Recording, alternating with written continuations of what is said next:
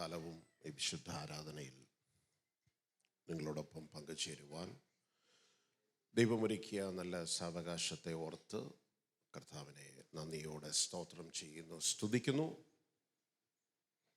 ഏകദേശം 4 സെഷനോളം ദൈവവചനത്തിൽ നിന്ന് പങ്കുവെക്കുവാൻ ദൈവം സാഹചര്യമൊരുക്കി. അതിനായി എന്നെ ക്ഷണിച്ച പാസ്റ്റർ, ഈ സഭയുടെ ലീഡർഷിപ്പ്, പ്രത്യേകിച്ച് എന്നെ ഈ ചർച്ചുമായി ഒന്ന് കണക്ട് ചെയ്ത് തന്ന ബ്രദർ റിജോ, ഇവർക്കൊക്കെ ഞാൻ നന്ദി പറയുന്നു. Do remember me on your prayers. നിങ്ങളുടെ പ്രാർത്ഥനയിൽ എന്നെയും പിന്നെയും ഓർക്കണമെന്ന് അത്രയും പറഞ്ഞ് ഞാൻ ദൈവവചനത്തിലേക്ക് തിരിയുവാൻ ഞാൻ കർത്താവിൽ ശരണപ്പെടുകയാണ്. I come from Punalur. ഞാൻ എൻ്റെ സ്വദേശം പുനലൂരാണ്. ഒരു മകനാണുള്ളത്. അവൻ ബാംഗ്ലൂർ പഠിക്കുകയാണ്. വൈഫ് ജോയ്സ് വീട്ടിലുണ്ട്. ഓക്കെ, ഇത്രയും പറഞ്ഞ വചനത്തിലേക്ക് I take time to share from the word of God. ഇന്ന് പകൽക്കാലത്തെ ചിന്തയ്ക്കായി റോമാലേഖനം 8-ാം അധ്യായം അതിൻ്റെ 2-ാമത്തെ വാക്യത്തിലേക്ക് നിങ്ങളുടെ ശ്രദ്ധയെ ഞാൻ കൊണ്ടുവരികയാണ്. The book of Romans chapter 8 and verse 2. ജീവന്റെ ആത്മാവിൻ്റെ പ്രമാണം എനിക്ക് പാപത്തിൻ്റെയും ക്രിസ്തുയേശുവിൽ സ്വാതന്ത്ര്യം വരുത്തും. ജീവന്റെ ആത്മാവിൻ്റെ പ്രമാണം എനിക്ക് പാപത്തിൻ്റെയും മരണത്തിൻ്റെയും പ്രമാണത്തിൽ നിന്ന് എനിക്ക് സ്വാതന്ത്ര്യം വരുത്തിയിരിക്കുന്നു. The book of Romans, I made a little ചില സ്റ്റേറ്റ്മെൻറ്റുകൾ ഞാൻ റോമാലേഖനത്തെക്കുറിച്ച് ഇതിന് മുൻപുള്ള സെഷനുകളിൽ ഞാൻ എടുത്തിരുന്നു. So I just want to focus on chapter 8 and chapter 6 as I don't know how it's going to within ഒരു ടൈം ഫ്രെയിമിനകത്ത് എത്രത്തോളം കൊണ്ടുവരാൻ പറ്റുമെന്ന് എനിക്കറിയത്തില്ല. But I will try to do that. What is the book of Romans? The book of Romans is the foundation to Christian faith. Or it is the book of Romans that explains and teaches what salvation is. എന്താണ് രക്ഷ എന്ന് പഠിപ്പിക്കുന്ന പുസ്തകമാണ് റോമർക്ക് എഴുതിയ ലേഖനം. ഇനി ഒരു കാര്യം ശ്രദ്ധിക്കണം. ഈ റോമാലേഖനം എന്ന് പറയുന്നത് ഒരു ഭക്തന്റെ പ്രാർത്ഥനയ്ക്ക് മറുപടിയാണ്. ഓൾമോസ്റ്റ് 3000 years ago, അതിനും റോമാലേഖനം എഴുതുന്നതിനും ഒരു ഏകദേശം 3000-ൽ പരം വർഷങ്ങൾക്ക് മുമ്പ് ഒരു ഭക്തൻ ദൈവത്തോട് ചോദിച്ചൊരു ചോദ്യമുണ്ട്. How A mortal man can be righteous before God? എങ്ങനെ ഒരു മർത്യൻ, സ്ത്രീയിൽ നിന്ന് ജനിച്ച ഒരു മനുഷ്യൻ ദൈവസന്നിധിയിൽ നീതിമാനാകുവാൻ കഴിയും? ആ ഭക്തന്റെ പേരറിയാമോ? യോബ് ചോദിച്ച ആ ചോദ്യം, how can A mortal man B righteous before God? And it took almost a long years, but God was faithful to answer to his prayer. ദൈവം ആ മനുഷ്യന്റെ പ്രാർത്ഥനയ്ക്ക് മറുപടി കൊടുത്തതാണ്. It is the book of Romans. It is the book of Romans that teaches us how I can be righteous before the Lord. That means if you have not understood the book of Romans, you have not understood what salvation is. Now, before I get into this, ഞാൻ ഇതിലേക്ക് കടക്കുന്നതിന് മുമ്പ് we do Q&A sessions. ഞങ്ങൾ ചില സമയത്ത് I teach certain theological subjects or I take questions from youths. അങ്ങനെ ഒരു യൂത്ത്സിൻ്റെ US-ൻ്റെ അകത്തുള്ള ഒരു യൂത്ത്സിൻ്റെ ഒരു Q&A സെഷനകത്ത് they came a question. ഒരു ചോദ്യം ഇങ്ങനെയാണ് വന്നത്. Why did Jesus Christ had to die on the cross in order for the Father to forgive us our sins? എന്തുകൊണ്ടാണ് പുത്രനെ ക്രൂശിൽ മരിക്കുവാൻ ഏൽപ്പിക്കപ്പെട്ടത്? പിതാവായ ദൈവത്തിന് നമ്മളോട് നമ്മുടെ പാപങ്ങളെ ക്ഷമിച്ചു തരേണ്ടതിന്. എന്തുകൊണ്ടാണ് ദൈവത്തിന് അവിടെ നിന്ന് പറഞ്ഞാൽ പോരായിരുന്നോ, ഞാൻ നിന്റെ പാപത്തെ ക്ഷമിച്ചിരിക്കുന്നു എന്ന്? Why there is a sacrifice? What is the requirement of shedding of blood for the remission of sins? എന്തുകൊണ്ടാണ് രക്തം ചൊരിഞ്ഞിട്ടില്ലാതെ മോചനമില്ല? എന്തുകൊണ്ടാണ് sacrifice? Why did Jesus had to die? If that question is put before you, what would be your answer? നിങ്ങളുടെ മറുപടി എന്തായിരിക്കും? Why did Jesus had to die? Why the cross? Why the sacrifice?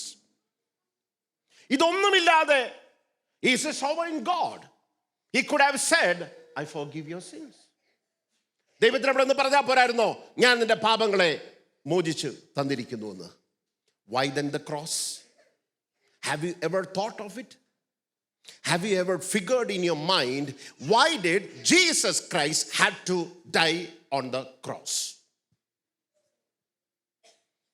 ഒരുപക്ഷെ നിങ്ങൾ സുവിശേഷമായി പോകുമ്പോൾ this question can come against you. ഈ ചോദ്യം നിങ്ങൾക്ക് നേരെ വരാം. What would be your answer? To answer this question, you primarily need to understand the three dimensions or the nature of God. How do you answer this question?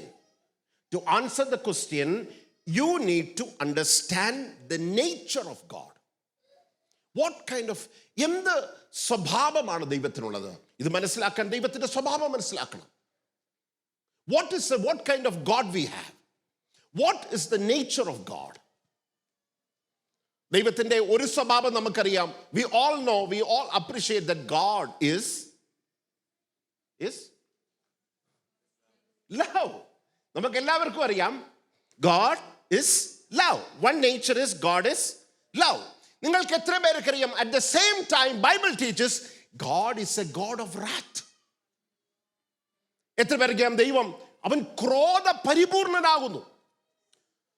Nahum പ്രവാചകന്റെ പുസ്തകം 1-2 വാക്യം. We know where it is written God is love in the epistle of John. Nahum പ്രവാചകന്റെ പുസ്തകത്തിൽ പറയുന്നത് he is a God of wrath. അവൻ ക്രോധ പരിപൂർണനാകുന്നു. അപ്പം അവൻ ദൈവം സ്നേഹമാണ്. Second nature is God of wrath. Can you tell me the third nature of God? See, I have scriptures before me.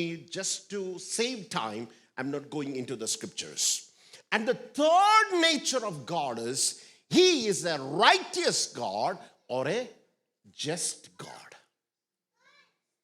Appam, when you ask, when you bring things into your mind, when you call upon the name of the Lord, God consists. See, ഞാൻ നിങ്ങൾക്ക് മനസ്സിലാകേണ്ടതിന് I'm not going into the very അതിൻ്റെ theological deep ആസ്പെക്റ്റിലേക്ക് പോകാതെ I just keep my message very simple. So God consists of three natures. One is God is love. God is wrath, full of wrath. And God is a just or righteous God. Is the foundation of his kingdom is righteousness. അവന്റെ സിംഹാസനത്തിന്റെ അടിസ്ഥാനം നീതിയാ. അപ്പം ദൈവം സ്നേഹമാകുന്നു, ദൈവം ക്രോധമാകുന്നു, അവൻ നീതിയുള്ള righteous God. ശ്രദ്ധിച്ചേ, in order to God to move, all this nature has to be satisfied. ദൈവത്തിനൊരു കാര്യം ചെയ്യണമേ. His righteous nature, his love and his wrath nature has to be satisfied. He cannot bypass his one nature. And for example, we will go to a verse. ഈ മോശ ദൈവത്തോട് is asking who ദൈവം നീ ആരെന്ന് ചോദിക്കുമ്പോൾ യഹോവയായ ദൈവം തന്നെ മോശയ്ക്ക് പരിചയപ്പെടുത്തുന്ന ഒരു ഭാഗമുണ്ട്. ഓക്കെ, പുറപ്പാട് പുസ്തകം 34:6-7 വാക്യം. പുറപ്പാട് പുസ്തകം 34:6-7 വാക്യം.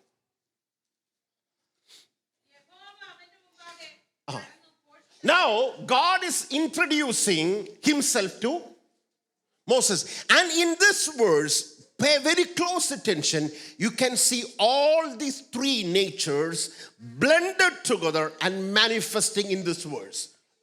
യഹോവ അവന്റെ മുമ്പാകെ കടന്നു ഘോഷിച്ചത് എന്തെന്നാൽ യഹോവയായ ദൈവം കരുണയും കൃപയുമുള്ളവൻ, ദീർഘക്ഷമയും മഹാദയും വിശ്വസ്തതയുള്ളവൻ.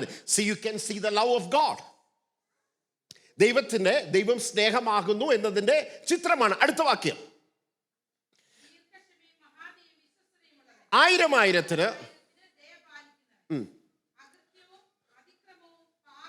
ഇനി ശ്രദ്ധിക്കണം, അതിക്രമവും പാപവും 3 ഗ്രേഡാണ്. പാപത്തിനേക്കാളും മുകളിൽ അതിക്രമം നിൽക്കുന്നു, അകൃത്യത്തിനേക്കാളും ടോപ്പ് ഗ്രേഡിൽ അകൃത്യം നിൽക്കുന്നു. എല്ലാം ക്ഷമിക്കും. എന്നിട്ട് അടുത്ത വാക്യം ശ്രദ്ധിച്ചോണം, കുറ്റമുള്ളവനെ അവൻ വെറുതെ വിടത്തുമില്ല. അപ്പൊ എന്റെ ചോദ്യം, ദൈവം ആരോടാ ക്ഷമിക്കുന്നേ? Hello, you can sing a contradiction ദേ. ദൈവം പറയാ, ഞാൻ മഹാദയുള്ളവനാണ്, ഞാൻ ക്ഷമിക്കും, പാപം ക്ഷമിക്കും, അതിക്രമം ക്ഷമിക്കും, അകൃത്യം ക്ഷമിക്കും. അടുത്ത വാക്യത്തിൽ പറയാ, പക്ഷേ കുറ്റമുള്ള ഒരുത്തനെ ഞാൻ വെറുതെ വിടത്തൂല. നിങ്ങൾക്കൊല്ലം മനസ്സിലാകുന്നു? പിന്നെ ആർക്കായി ക്ഷമ കിട്ടുന്നേ? കുറ്റമുള്ളവനല്ലേ ക്ഷമ വേണ്ടു. അവനോട് ഞാൻ ക്ഷമിക്കുമെന്നും പറയുക, അടുത്ത വാക്യത്തിൽ പറയുക അവനെ വെറുതെ വിടത്തൂല്ലെന്ന്. Now comes the mystery here. അടുത്ത വാക്യം, പിതാക്കന്മാരുടെ അകൃത്യം മക്കളുടെ മേലും മക്കളുടെ മക്കളുടെ മേലും 3-ാമത്തെയും 4-ാമത്തെയും തലമുറയോളം സന്ദർശിക്കുന്നവൻ. You can see the just nature. You can see അവന്റെ നീതി, righteous nature. You can see the wrath nature. You can see the love nature. ഇവിടെയാണ് പ്രശ്നം വരുന്നത്. കുറ്റമുള്ളവനെ വെറുതെ വിടാത്തവൻ എങ്ങനെ ക്ഷമിക്കുന്നത്? Now comes the cross. ഇവിടെയാണ് ക്രൂശ് വരുന്നത്. ഇനിയും ഒരു വാക്യം വായിക്കുമ്പോഴാണ് നമ്മൾക്കിത് മനസ്സിലാകും. We are going to understand what is cross. That is the Gospel of John, chapter 3:16. ഇനിയും ഈ ചിന്ത മനസ്സിൽ വെച്ചുകൊണ്ട് 3:16 very familiar verse. Look into that verse.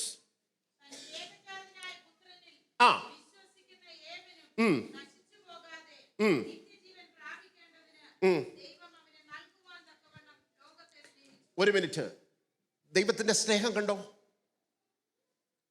സ്നേഹിച്ചത് കണ്ടോ? സ്നേഹം കണ്ടോ? ലോകത്തെ സ്നേഹിച്ചു. പക്ഷെ ഈ സ്നേഹം നമ്മളിൽ എത്തുവാൻ പുത്രൻ ക്രൂശിൽ മരിക്കേണ്ടി വന്നു. അതിന്റെ അർത്ഥം അവന്റെ മറ്റ് 2 നേച്ചറും കൂടെ ഉണ്ട്. His wrath nature has to be emptied. His righteous just nature had to be fulfilled. And cross, when you look at the cross, you see the love, you see the just nature being fulfilled, and you can see the wrath of God being poured out. അതിന്റെ അർത്ഥം ദൈവത്തിന് നിങ്ങളെ സ്നേഹിക്കണമെങ്കിൽ അവന്റെ നീതി സ്വഭാവത്തെ bypass ചെയ്യാൻ പറ്റത്തില്ല.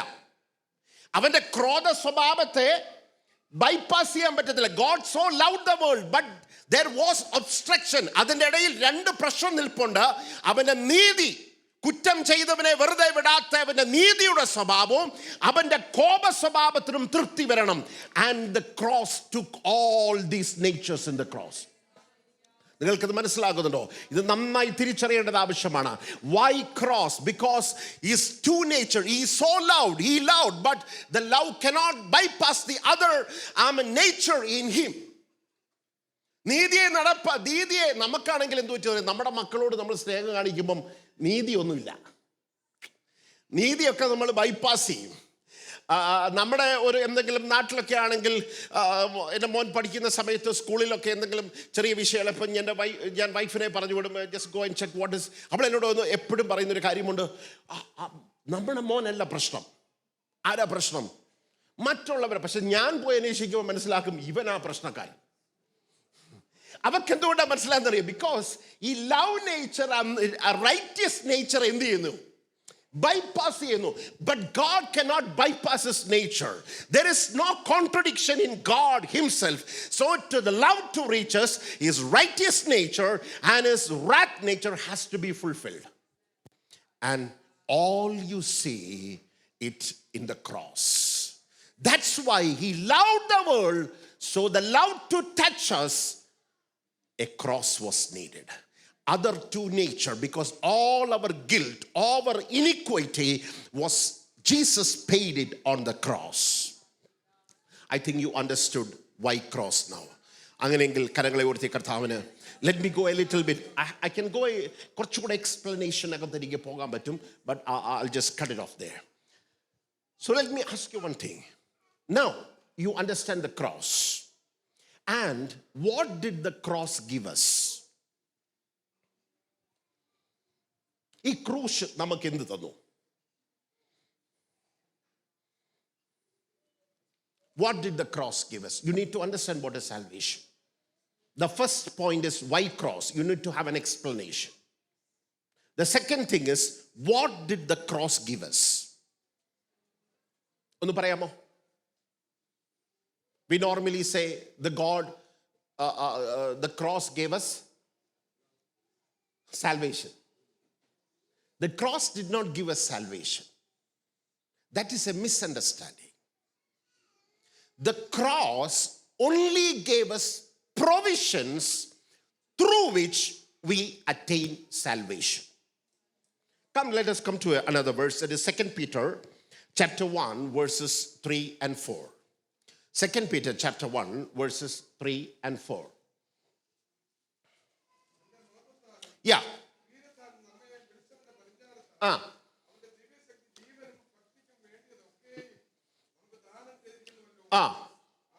അവന്റെ ദിവ്യശക്തി ജീവനും ഭക്തിക്കും വേണ്ടതൊക്കെ എന്ത് ചെയ്തിരിക്കുന്നു? അവന്റെ ദിവ്യശക്തി, everything pertaining life and godliness he has been given. അടുത്ത വാക്യം, അവയാൽ വാഗ്ദത്തങ്ങൾ നിൽക്കുന്നു അതിമഹത്തായ. See, I took another version. In the first session ഇതിന്റെ മറ്റൊരു വെർഷൻ എടുത്തത്. Now listen to me this very carefully. അവയാൽ അവൻ നമുക്ക് അതിമഹത്തമായ വാഗ്ദത്തങ്ങൾ തന്നിരിക്കുന്നു. അടുത്ത വാക്യം, ഇവയാൽ, ഈ വാഗ്ദത്തങ്ങൾ ഉപയോഗിച്ച് മോഹത്താലുള്ള നാശം വിട്ടൊഴിഞ്ഞ് ദിവ്യ സ്വഭാവത്തിന് കൂട്ടാളിയായി. ശ്രദ്ധിക്കണം, അവന്റെ ദിവ്യശക്തി means his cross has given us divine promises through which two things has to happen. We have to escape the corruption of this world and be the partaker of his divine nature. Two things. One is I have to escape the corruption of the world. That is a negative. The positive aspect is partake the nature of God. With what? With the provisions. And what are the provisions? ഈ വാഗ്ദത്തങ്ങൾ ഏതൊക്കെയാ? വാഗ്ദത്തങ്ങൾ ഉപയോഗിച്ച് ലോകത്തിന്റെ നാശത്തെ ഞാൻ വിട്ടൊഴിയണം. അടുത്തത്, ദിവ്യ സ്വഭാവത്തിന് കൂട്ടാളിയാകണം. കർത്താവിന്റെ ക്രൂശ് നമുക്ക് നൽകിയ പ്രൊവിഷൻസ് ഓർ വാഗ്ദത്തങ്ങൾ ഏതൊക്കെയാ? ഒന്ന് പറയാമോ? ഒന്നാമത്തെ വാഗ്ദത്തം, the blood. Second promise, the word. The third promise, the cross. The fourth promise, the spirit. 4 വാഗ്ദത്തമാണ്. The blood, the cross, the word and the spirit. ഈ 4 വാഗ്ദത്തങ്ങളെ ഉപയോഗിച്ചിട്ടാണ് ലോകത്തിന്റെ മോഹത്താലുള്ള നാശം വിട്ടൊഴിഞ്ഞ് ദിവ്യ സ്വഭാവത്തിന്. And the book of Romans explains us ഈ 4 provisions ഉപയോഗിച്ച് ഈ രക്ഷ പ്രാപിക്കുന്ന വിവിധ സ്റ്റെപ്പുകളെയും ഘട്ടങ്ങളെയും കുറിച്ച് പഠിപ്പിക്കുന്ന പുസ്തകമാണ് the book of Romans. Example, the first thing, I'll give an explanation, go into this. The first thing what the Lord has given is the blood. നമ്മൾ സാധാരണ പറയാറുണ്ട് ക്രൂശിൽ ചൊരിഞ്ഞ രക്തമെന്ന്. ക്രൂശിൽ ചൊരിഞ്ഞ രക്തമല്ല എന്നെ വിടുവിക്കുന്നത്. I'll tell you. ഒന്നുകൂടെ പറഞ്ഞാൽ, പെസഹ കുഞ്ഞാട് അറക്കപ്പെട്ടപ്പോൾ they had to collect the blood in the basin. The blood in the basin did not protect them. The blood that was sprinkled protect them. Hello, the church is with me? There is a huge difference. The church that has been spilled on the cross will not protect you. The blood that has been applied to your life will protect you. There is a huge difference. പെസഹ കുഞ്ഞാടിന്റെ രക്തം അവർ പാത്രത്തിനകത്ത് കൊണ്ടുവന്നിരുന്നെങ്കിൽ സംഹാരകൻ വീട്ടിനകത്ത് കടന്നേരും. മറിച്ച് അവർ ഈസോപ്പിനാൽ കുറുമ്പടിക്കാൽമേലും കട്ടളക്കാൽമേലും തളിക്കപ്പെട്ട രക്തമാ. That which has been applied. അതല്ലേ അവർ എഴുതിയിരിക്കുന്നു. കുഞ്ഞാടിന്റെ രക്തം ഹേതുവായും സാക്ഷ്യവചനം ഹേതുവായും സാത്താനെ ജയിച്ചു. വെളിപ്പാട് പുസ്തകം 12. എങ്ങനെയാ ജയിച്ചത്? കുഞ്ഞാടിന്റെ രക്തം ഹേതുവായും സാക്ഷ്യവചനം ഹേതുവായി അവരെ ജയിച്ചു. എന്തോ അതിന്റെ അർത്ഥം? കുഞ്ഞാടിന്റെ രക്തം ഹേതുവായും സാക്ഷ്യവചനം. എങ്ങനെയാ കുഞ്ഞാടിന്റെ രക്തവും സാക്ഷ്യവചനം കൂടെ ചേർന്ന് എങ്ങനെയാ സാത്താനെ ജയിക്കുന്നത്?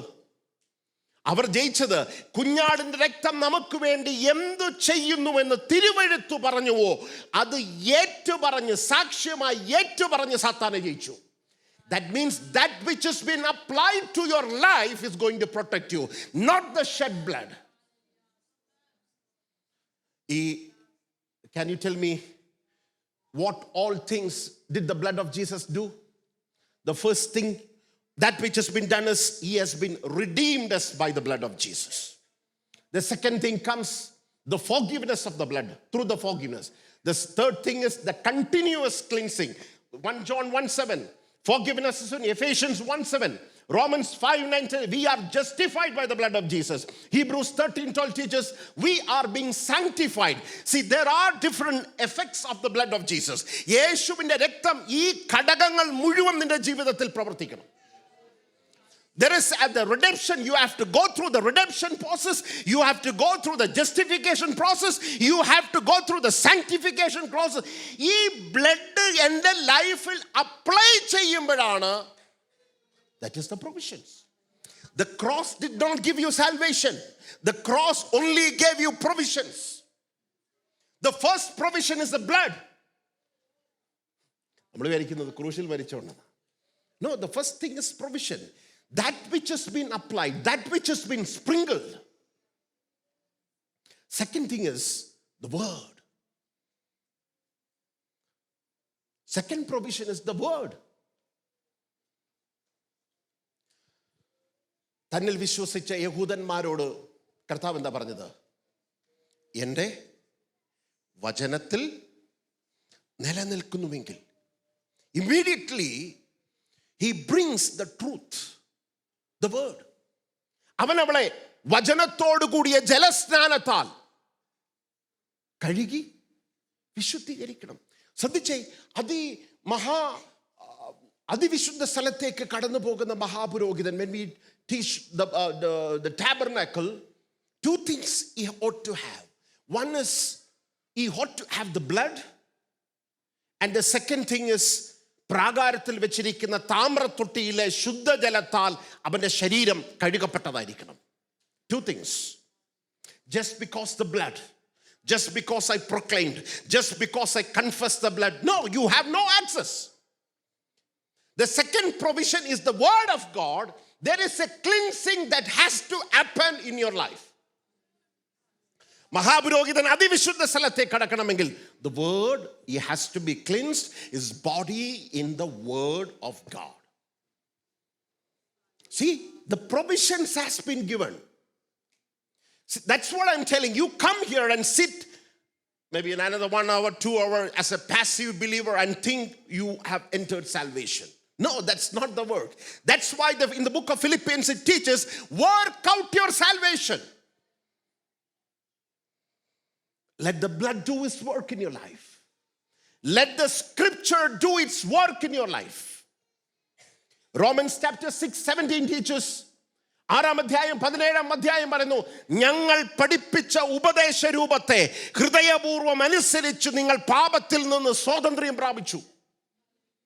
That is the third stage of salvation. അവിടെ 6-ാം അധ്യായം, it is not the blood. Romans 3 teaches about the blood. That is എൻ്റെ ചെയ്ത പാപങ്ങളാണ് രക്തം കഴുകുന്നത്. 6-ാം അധ്യായം, എന്നിൽ വസിക്കുന്ന പാപ സ്വഭാവമുണ്ട്. The church has to be delivered from the sin residing in me. പൗലോസ് 6-ാം അധ്യായം പറയുന്നു, ഞങ്ങൾ പഠിപ്പിച്ച ഉപദേശ രൂപത്തെ ഹൃദയപൂർവ്വം, that is the revelation of the word, which is the, കർത്താവ് പറഞ്ഞു ഞാൻ വഴിയും truth. Jesus is the truth. And we claim we came to the way. യേശുവിന്റെ അടുക്കലേക്ക് ഞാൻ വന്നു, വഴിയായ ക്രിസ്തുവിലേക്ക് വന്നു. I accept that. പക്ഷേ have you encountered Jesus the truth? The second revelation is the truth. That is what I'm taking. വഴി, it's very easy. The second revelation, നമ്മൾ വഴിയുമാണ്, സത്യമാണ്, ജീവൻ. We always വഴിയായ ക്രിസ്തുവിലേക്ക് വന്ന് ഈ ട്രൂത്തായ കർത്താവിനെ എൻകൗണ്ടർ ചെയ്യാതെ ഇത് ബൈപ്പാസ് ചെയ്ത് നിത്യജീവികളിലേക്ക് പോകാനിരിക്കുക. I'm the way, I'm the truth and life. When it comes to chapter 6, it is you are encountering Jesus the truth. ഞങ്ങൾ പഠിപ്പിച്ച ഉപദേശ രൂപത്തെ ഹൃദയപൂർവ്വം, it is a form of teaching, it is a revelation of Christ. The word has to do its work in your life. The church has to be delivered from the power of sin. അതിൻ്റെ 6:17 അങ്ങനെ എഴുതിയിരിക്കുന്നെങ്കിൽ 22-ാമത്തെ വാക്യം ഒന്ന് നോക്കിയേ. 6:22. Can you bring that verse 6:22? ഇപ്പോൾ പാപത്തിൽ നിന്ന് സ്വാതന്ത്ര്യം പ്രാപിച്ചു. എങ്ങനെ പാപത്തിൽ നിന്ന് സ്വാതന്ത്ര്യം പ്രാപിച്ചത്? പാപക്ഷമ പ്രാപിച്ചതല്ല. പാപക്ഷമ നൽകുന്ന അവന്റെ രക്തമാണെങ്കിൽ പാപത്തിൽ നിന്ന് തന്നെ സ്വാതന്ത്ര്യം പ്രാപിക്കുന്നത്, it is the word. Hello, understand, the church has to understand.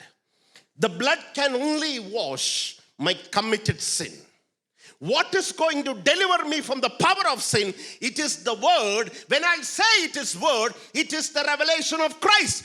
Christ is the word. You have to have an encounter with the word. He is the word. ഞങ്ങൾ പഠിപ്പിക്കേണ്ട, എന്നാൽ ഇപ്പോൾ പാപത്തിൽ നിന്ന് സ്വതന്ത്രം പ്രാപിച്ച് ദൈവത്തിന്റെ ദാസന്മാരായിരിക്കാൻ നിങ്ങൾക്ക് ലഭിക്കുന്ന ഫലം വിശുദ്ധീകരണവും അതിന്റെ അന്തിമ നിത്യജീവൻ. Eternal life is the end process of a salvation. You have to go from chapter 3 all the way to chapter 8. We think salvation is a one-time process. No, brother. It is not a one-time process. We have to navigate ourselves through the very doctrines of salvation. Now let me come here forward. The second provision, actually 8:2 വരാൻ പറ്റുമെന്ന് തോന്നുന്നില്ല, എങ്കിലും ഞാനിങ്ങനെ അങ്ങ് അവസാനിപ്പിക്കാം. Second provision was the word. The third provision is the cross. The third provision. What is the cross? I just took it yesterday or some day before yesterday. When we teach theology, we teach the atonement in 2 levels. One is the substitutional act of Christ and the identificational act of Christ. Substitutional act എന്ന് പറയുമ്പോൾ എനിക്ക് വേണ്ടി കർത്താവ് മരിച്ചു. റോമാലേഖനം 1 മുതൽ 5 വരെയുള്ള അധ്യായം അതാ പഠിപ്പിക്കുന്നത്. ഞാൻ മരിക്കേണ്ട സ്ഥാനത്ത് കർത്താവ് മരിച്ചു. But see, when it comes to chapter 6 onwards, അതല്ല മെസ്സേജ്. ഞാൻ കർത്താവിനോട് കൂടെ ക്രൂശിക്കപ്പെട്ടു. I am being crucified. So when I say the cross, കർത്താവ് പറഞ്ഞു എന്നെ അനുഗമിക്കണമെങ്കിൽ എന്ത് ചെയ്യണം? ക്രൂശ് എടുത്ത് അനുഗമിക്കണം. When I take the cross means I proclaim daily that I am being crucified with Christ. ഞാൻ കർത്താവിനോട് ക്രൂശിക്കപ്പെടുവാൻ തയ്യാറല്ലെങ്കിൽ കർത്താവ് എനിക്ക് വേണ്ടി മരിച്ചതിന്റെ ഫലം എനിക്ക് കിട്ടത്തില്ല. You cannot take the one part and just reject the second part. That's what teaches the cross. You know what was the problem with the Galatian church? The cross was obscured. Galatia സഭയിൽ ക്രിസ്തുവിന്റെ ക്രൂശ് പറഞ്ഞു പോയി. ബുദ്ധിയില്ലാത്ത ഗലാത്യരെ യേശു ക്രിസ്തു ക്രൂശിക്കപ്പെട്ടവനായി വരച്ചു കിട്ടിയിരിക്കും, നിങ്ങളെ ശുദ്രം ചെയ്ത് മയക്കിയതാർ. The cross was blinded. Don't think they didn't have a worship. Don't think they didn't have a choir.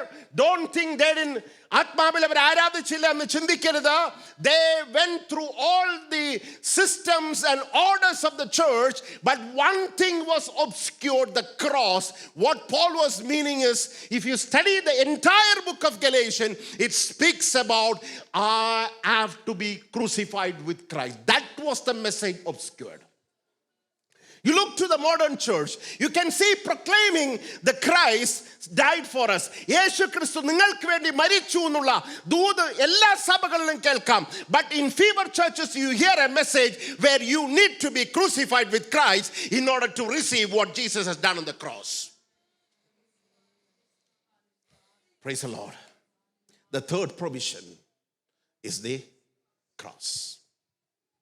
And tell me, what is the fourth provision?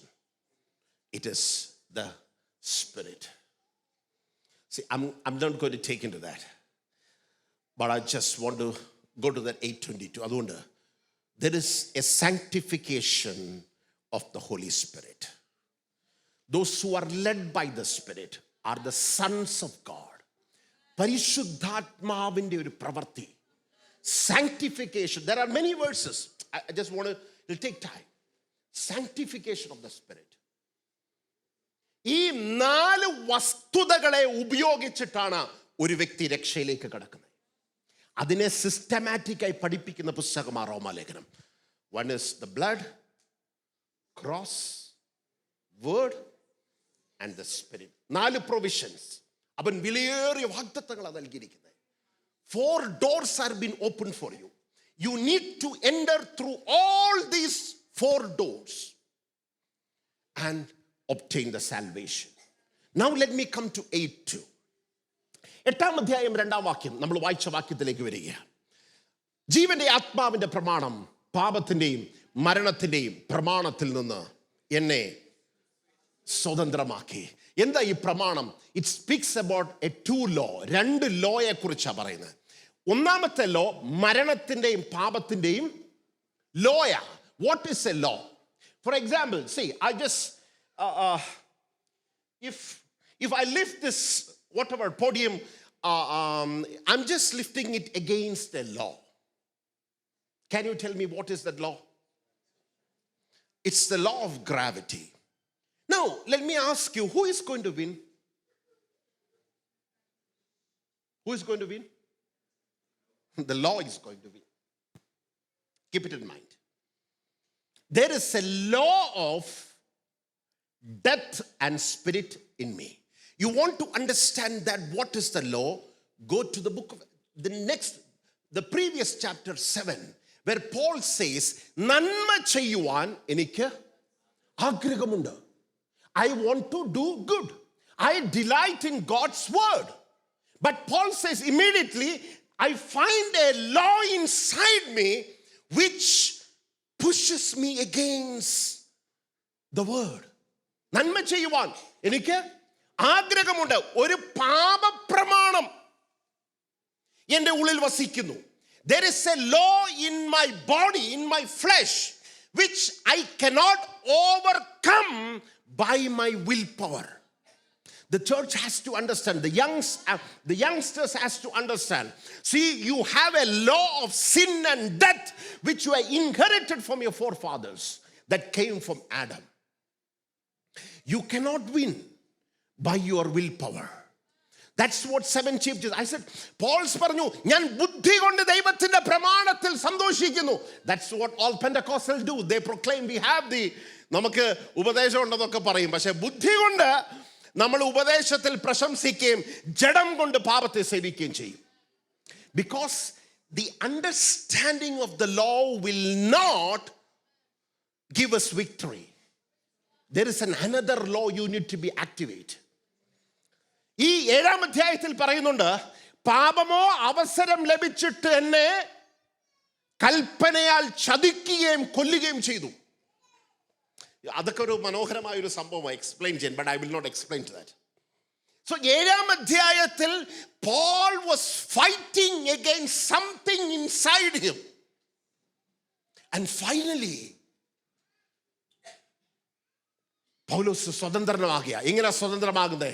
പൗലോസ് പറയുന്നു, ജീവന്റെ ആത്മാവിൻ്റെ പ്രമാണം എന്നെ പാപത്തിൻ്റെയും മരണത്തിൻ്റെയും പ്രമാണത്തിൽ നിന്ന്.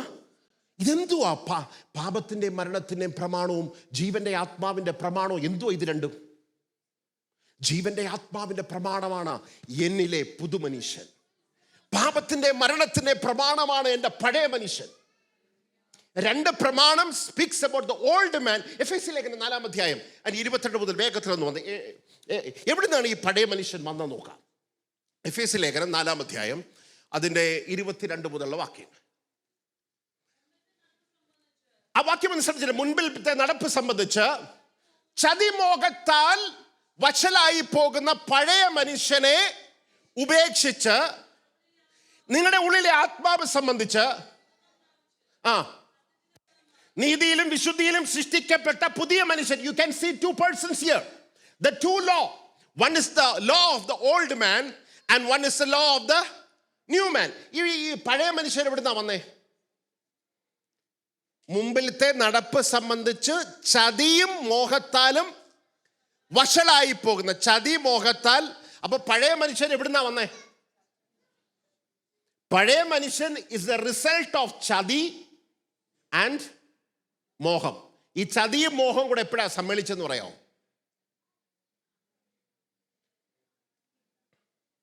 ഹലോ, ചതിയും മോഹം കൂടെ എപ്പോഴാ സമ്മേളിച്ചേ?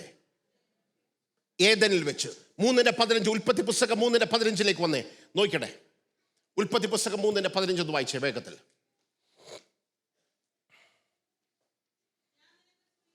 ഞാൻ നിനക്കും, ശ്രദ്ധിച്ചോണേ, ഈ പഴയ മനുഷ്യന്റെ ഉത്ഭവം നോക്കുക. ആരാണ് പഴയ മനുഷ്യന്റെ പിതാവെന്ന് നോക്കുക. ഞാൻ നിനക്കും സ്ത്രീക്കും. ആരാ നിനക്ക്? ആദമെന്നുമല്ല. ഒരു 14 മുതൽ വായില്. 14 മുതൽ. Bring 14 verse. യഹോവയെ ദൈവം പാമ്പിനോട് കൽപ്പിച്ചത് ആ ആ ആ ആ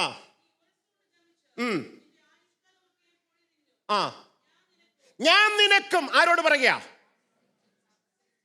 പാമ്പിനോടാ പറയുന്നത്. ഞാൻ നിനക്കും സ്ത്രീക്കും നിന്റെ സന്തതി. ആരുടെ സന്തതി? ആരുടെ സന്തതി? പാമ്പിന് എപ്പോഴാ സന്തതി ഉണ്ടായത്? പാമ്പിന്റെ സന്തതിയുടെ പേരെന്ന് പറയാമോ? പാമ്പ് അപ്പനായി. യേശു പറഞ്ഞില്ലേ, നിങ്ങൾ പിശാചെന്ന പിതാവിന്റെ മക്കൾ. പിശാച് പിതാവാ. എന്റെ ചോദ്യം, പിശാചിന്റെ സന്തതി ആരാ?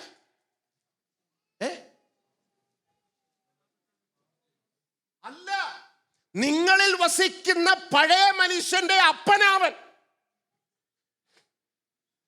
ഹലോ, ഈ പഴയ മനുഷ്യൻ എവിടുന്ന് വന്നു? ഞാൻ നിനക്കും സ്ത്രീക്കും നിന്റെ സന്തതിക്കും. കണ്ടോ? ആദം പാപം ചെയ്യുമ്പോൾ മക്കൾ ഉണ്ടായിരുന്നില്ല. Immediately there came a flesh nature which is called the old man.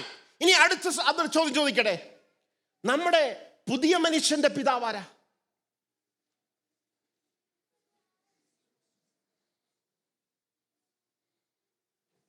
പറഞ്ഞേ. അവരെ കുറിച്ച് പറഞ്ഞു. നിങ്ങൾ ജഡത്താലല്ല, പുരുഷന്റെ ഇഷ്ടത്താല, രക്തത്തിൽ നിന്നല്ല, പുരുഷന്റെ ഇഷ്ടമല്ല, ജഡത്തിൽ നിന്നല്ല, ദൈവത്തിൽ നിന്നത്രേ ജനിച്ചത്. ഇല്ലേ? യോഹന്നാൻ 1:12. പെട്ടെന്ന് പെട്ടെന്ന് പെട്ടെന്ന്.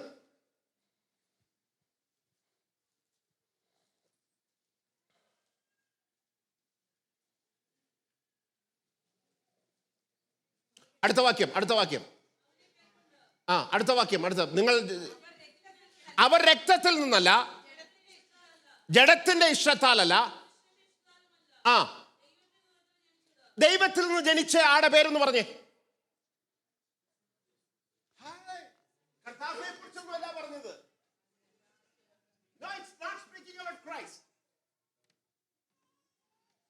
അതായത് വണ്ടി ഓടിച്ച് വായിച്ചു വിട്ടുപോയ വരുന്ന പ്രശ്നമാണ്. ദൈവത്തിൽ നിന്ന് ജനിച്ച എൻ്റെ ഉള്ളിലെ പുതുമനുഷ്യൻ. From where you are born again. അതല്ലേ കർത്താവ് പഠിപ്പിച്ചേ. നിങ്ങൾ വീണ്ടും ജനിക്കുന്നില്ല എങ്കിൽ ദൈവരാജ്യത്തിൽ അവർ ആത്മാവിലാല വെള്ളത്താല ജനിക്കുന്നത്. See the no, എൻ്റെ ഉള്ളിലെ പുതിയ മനുഷ്യന്റെ പിതാവാരാ? ദൈവമാ. അവൻ എങ്ങനെ എനിക്ക് പിതാവായത്? ഞാൻ അവനിൽ നിന്ന് ജനിച്ചത് കൊണ്ടാ. എൻ്റെ പഴയ മനുഷ്യനല്ല അവൻ്റെ പിതാവ്. എൻ്റെ പഴയ മനുഷ്യന്റെ അപ്പനാരാ? പിശാച്. അതിനാ പറയുന്ന പഴയ മനുഷ്യനെ ഉരിഞ്ഞു കളഞ്ഞ്. അതുകൊണ്ട് പൗലോസ് പ്രാർത്ഥിക്കുന്ന നിങ്ങളുടെ അകത്തെ മനുഷ്യൻ ശക്തിയോടെ ബലപ്പെട്ടു വരണം. പൗലോസ് പറയുന്ന 2 പ്രമാണം ശ്രദ്ധിക്കുക. ജീവന്റെ ആത്മാവിന്റെ പ്രമാണം പുതിയ മനുഷ്യന്റെ പ്രമാണമാ. ഇതിൽ ആരാണ് സ്ട്രോങ് അനുസരിച്ചിരിക്കും നിങ്ങളുടെ spiritual life. If your old man is strong, then that would be your spiritual life. If your new man, അതുകൊണ്ട് പൗലോസ് പറഞ്ഞു ക്രിസ്തു ഉരുവാകുവോളം ഞാൻ പ്രസവവേദനപ്പെടുക. That means പൗലോസിന്റെ ആഗ്രഹം രക്ഷിക്കപ്പെട്ട അന്യഭാഷ പറഞ്ഞ് കൃപാവര ഉപയോഗിക്കല്ല. അതിനേക്കാൾ ഉപരിയായി നിങ്ങളുടെ അകത്തെ മനുഷ്യൻ, that which is born of God, ദൈവത്തിൽ നിന്ന് മരിച്ച മനുഷ്യൻ നിങ്ങളെ ഡോമിനേറ്റ് ചെയ്യുന്ന അനുഭവത്തിലേക്കാണ് സഭ വരേണ്ടത്. പഴയ മനുഷ്യന്റെ പിതാവ് സതിമോഹത്താൽ വഷളായി പോകുന്ന പഴയ മനുഷ്യനെ ഉപേക്ഷിച്ച് യു നീഡ് ടു സ്റ്റാർവും, യു നീഡ് ടു ക്രൂസിഫൈയും. നമ്മൾ പലപ്പോഴും പഴയ മനുഷ്യനെ ജിമ്മി കൊണ്ടുപോകുന്നത്. നമ്മൾ ആരെയാ നറിഷ് ചെയ്യുന്നേ? We nourish the old man. You need to learn how to starve the old man and nourish the new man. That is what it speaks about in Romans 8. ജീവന്റെ ആത്മാവിന്റെ പ്രമാണത്താൽ പാപത്തിന്റെ മരണത്തിന്റെ പ്രമാണത്തെ ഞാൻ ജയിച്ചു. How do you nourish the new man? It is the word. It is the worship. It is by fasting. At the same time, you don't provide anything for the old man. You need to learn how to put to death. Praise the Lord. നിങ്ങൾക്കത് മനസ്സിലാകുന്ന വിവരിക്കുന്നത് പൗലോസ് ultimately knew how did he won this race. എങ്ങനെയാണ് ഈ യുദ്ധം പൗലോസ് ജയിച്ചത്? ജീവന്റെ ആത്മാവിന്റെ പ്രമാണം. The law of a new man. I'm just going to conclude this way. പ്രാർത്ഥിച്ച് അവസാനിപ്പിക്കാൻ താല്പര്യപ്പെടാം. I know this message, it has got a long entire thing. But I think പരിശുദ്ധാത്മാവ് നിങ്ങളോട് കമ്മ്യൂണിക്കേറ്റ് ചെയ്യുന്ന വിവരിക്കുക. The first thing, why cross? 3 natures. Remember the 3 natures. Next, the cross gave us 4 provisions. And the Romans teaches us how to use the 4 provisions, how we move into salvation. കരകളെ ഉയർത്തി സ്തോത്രം പറഞ്ഞേ. ജീവന്റെ ആത്മാവിന്റെ പ്രമാണം പാപത്തിൻ്റെയും മരണത്തിൻ്റെയും പ്രമാണത്തിൽ നന്നായി ശ്രദ്ധിച്ചോണം. Your willpower, the old man is more powerful than your willpower. പൗലോസിന് അത് പറ്റിയില്ലെങ്കിൽ നിങ്ങൾക്ക് പറ്റണമെന്നില്ല. നിങ്ങളുടെ ഇച്ഛാശക്തി കൊണ്ട് നിങ്ങളുടെ ഉള്ളിൽ വസിക്കുന്ന പാപ സ്വഭാവത്തെ നിങ്ങൾക്ക് ജയിക്കാൻ പറ്റില്ല. The only way you are going to be victorious is how you are going to nourish the new man. നിങ്ങളുടെ ഉള്ളിലെ അകത്തെ, അതുകൊണ്ട് പൗലോസ് നിങ്ങളുടെ അകത്തെ മനുഷ്യൻ ശക്തിയോടെ ബലപ്പെട്ടു വരണം. That's what Paul was concerned. Your spiritual life is equal to how powerful your inner man. ആ ഇന്ന് അകത്തെ മനുഷ്യൻ പുതുമനുഷ്യന്റെ അപ്പനാ പിതാവ്. അങ്ങനെയാണ് ഞാൻ അവന്റെ കുടുംബത്തിലായത്. എഫേസ്യ ലേഖനം പറയുന്നു അങ്ങനെയാണ് I became his household. അവനിൽ നിന്ന് ജനിച്ചു ഞാൻ. Okay, let me just conclude. കണ്ണുകൾ അടയ്ക്കാൻ പ്രാർത്ഥിക്കാം. നല്ല ദൈവമേ, സ്വർഗീയ പിതാവേ, ഈ നല്ല സമയത്തിനായി സ്തോത്രം ചെയ്യുന്ന സ്തുതിക്ക് 1-2 മിനിറ്റ് ആത്മാവിൽ ഒന്ന് പ്രാർത്ഥിച്ചേ. 1-2 നിമിഷം ശബ്ദം ഉയർത്തി ഒന്ന് പ്രാർത്ഥിച്ചേ. 1-2 നിമിഷം ശബ്ദം ഉയർത്തി ഒന്ന് പ്രാർത്ഥിച്ചേ. ഒരു ബ്രേക്ക് ത്രൂ ഇതിനകത്ത് എനിക്കിവിടെ നിൽക്കുമ്പോഴെല്ലാം ഐ കുഡ് ഫീൽ പലർക്കും ദേ ടേക്ക് ഡിസിഷൻസ്. ഞാൻ അവിടെ നിന്നപ്പോൾ എനിക്ക് പല തീരുമാനങ്ങളെടുത്ത് പരാജയപ്പെട്ട് ഇപ്പം തീരുമാനം ഒന്നും എടുക്കാതിരിക്കുന്ന പുള്ളികളാണ്. കാര്യം എന്താണെന്നറിയോ? നിങ്ങളുടെ ഇച്ഛാശക്തിയിൽ നിങ്ങൾക്കിത് ജയിക്കാൻ പറ്റത്തില്ല. ഇന്ന് മുതൽ ജസ്റ്റ് ആ പഴയ മനുഷ്യന് ആവശ്യമുള്ളതൊന്നും കൊടുക്കരുത്. Don't go and watch rubbish. Don't go and whatever indulge in yourself where it will nourish the old man. Starve the old man, nourish the new man. That is the way towards victory. നിങ്ങൾ മെല്ലെ നിങ്ങളുടെ കയ്യിൽ നിന്ന് കൈവിട്ടു പോയ ചില ജീവിതത്തിൻ്റെ അനുഭവങ്ങൾ തിരിച്ചു വരുന്നത് കാണുവാൻ തുടങ്ങും. Just pray in the spirit. Just pray in the spirit. ഒരു ബ്രേക്ക് ത്രൂ അന്തരീക്ഷം ഇതിനകത്തുണ്ടാകട്ടെ. കർത്താവിൻ്റെ കരം ഇതിനകത്ത് ചലിക്കട്ടെ. ശാംധാരഗബസ്യ ലേംശസ്യാംധര രഗദനജനഗസ്യ. യേശുവിൻ്റെ അധികാരമുള്ള നാമത്തിൽ കർത്താവേ ഒരു ബ്രേക്ക് ത്രൂ അന്തരീക്ഷം ഇതിനകത്തുണ്ടാകട്ടെ. ഇതിനകത്തൊരു വിക്ടറിയും ഒരു ജയത്തിൻ്റെ കൊടി ഇതിനകത്ത് ഉയരുന്നത് ഞാൻ ആത്മാവിൽ മനസ്സിലാകിയ ചിലരുടെ കയ്യിൽ കർത്താവേ ദൂതന്മാർ ഇതിന്റെ നടുവിലേക്ക് ഇറങ്ങട്ടെ. ചിലരുടെ കയ്യിലേക്ക് ഒരു ജയത്തിന്റെ കൊടി കൈമാറുന്ന പകൽക്കാലമായി മാറട്ടെ യേശുവിന്റെ അധികാരമുള്ള നാമത്തിൽ. ഞാൻ നിന്നെ യുദ്ധമുഖത്തേക്ക് ഞാൻ നിന്നെ കൊണ്ടുവരാൻ പോകുക. ഈ വരുന്ന നാളുകൾ നീ പിൻപന്തിയിൽ നിൽക്കുന്ന ഒരുവനായിരിക്കത്തില്ല. നീ ദൈവജനത്തിനു വേണ്ടി മുൻപന്തിയിൽ നിന്ന് യുദ്ധം ചെയ്യുന്ന ഒരുവനായി മാറ്റാൻ പോകുക. പ്രാർത്ഥിച്ചേ ആത്മാവിൽ പ്രാർത്ഥിച്ചേ. കർത്താവിന്റെ സാന്നിധ്യത്തിന്റെ നടുവിൽ ചലിക്കട്ടെ. കർത്താവ് ഒരു ബ്രേക്ക് ത്രൂ അന്തരീക്ഷം ഉണ്ടാകട്ടെ. ഒരു പുതിയ കാഴ്ചപ്പാട്. Let us use all the provisions. അവന്റെ രക്തം, അവന്റെ ക്രോസ്, അവന്റെ വചനം, അവന്റെ ആത്മാവ്, it's all available to us. ഇന്ന് പകൽക്കാലം അത് മുഴുവൻ ദൈവസഭയ്ക്ക് അവൈലബിൾ ആണ്. Use it. അവർ കുഞ്ഞാടിന്റെ രക്തം ഹേതുവായും സാക്ഷ്യ വചനം ഹേതുവായും സാത്താനെ ജയിച്ചു. ഒരു ജയമെടുക്ക. ഒരു ജയമെടുക്ക. ആത്മാവിലൊരു ജയമെടുക്ക.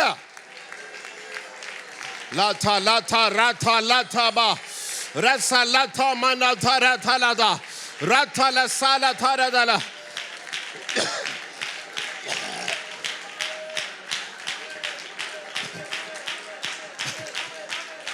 ലാം തര രബദല രഗദല. ഒരു പുതിയ പ്രതലം കർത്താവേ തുറന്നു വരട്ടെ. ഇതിനകത്ത് രോഗികൾ സൗഖ്യമാകട്ടെ. ഇതിനകത്ത് രോഗബന്ധനങ്ങൾ അഴിയട്ടെ. ഇതിനകത്തെ പാരമ്പര്യ കെട്ടുകൾ പൊട്ടിമാറട്ടെ.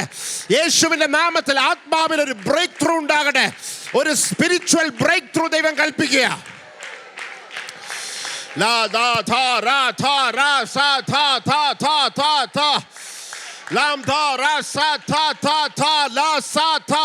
നിന്റെ മേലൊരു പുതപ്പ് വീഴുന്നുണ്ട്. ശംദല രഗദല രംദല രഗദല രഗദല രഗദല രഗദല രഗദല ഹസ്തന രഗദൽ കൗരദല സൈദര.